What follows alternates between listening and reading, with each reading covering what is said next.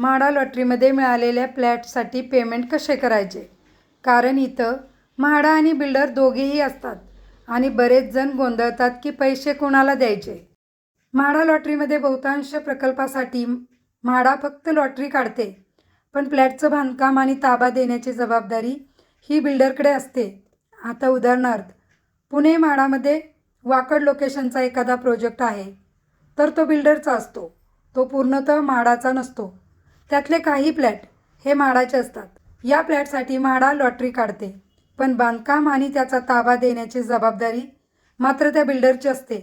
आता आपण payment प्रोसेसचा overview पाहूया. म्हाडा लॉटरीमध्ये मिळालेल्या फ्लॅटसाठी पेमेंट 2 टप्प्यात करावं लागतं. हे सर्वात महत्त्वाचं आहे.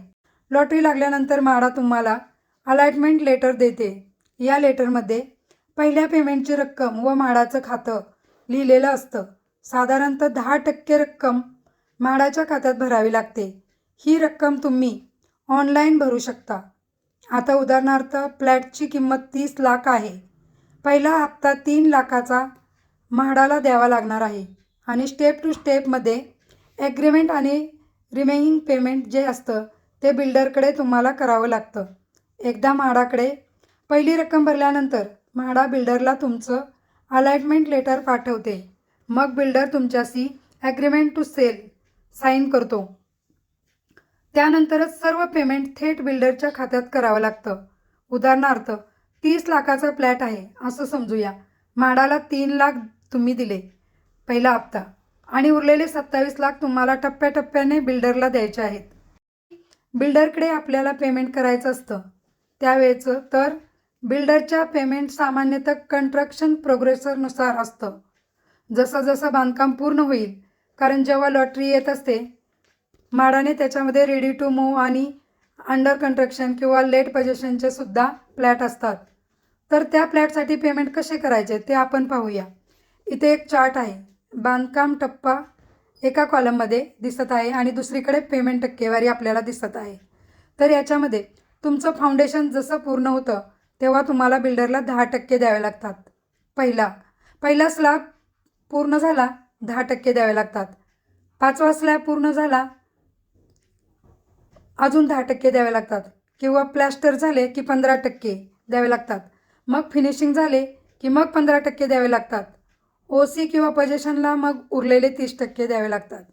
ही जी टक्केवारी ती पर्सेंटेज आहे ते अंदाजे दिलेले आहेत तुम्हाला कळावे म्हणून. बहुतांश बिल्डर हे सुरुवातीला जास्त पैसे घ्यायला लागतात, पण हे तुम्हाला उदाहरणासाठी दाखवलेले आहे. आता याच्यामध्ये एक टीप आहे, तर ती काय आहे? बिल्डरकडून नेहमी डिमांड लेटर घ्या आणि फक्त ऑफिशियल अकाउंटमध्येच पैसे पेमेंट करायचे आहे.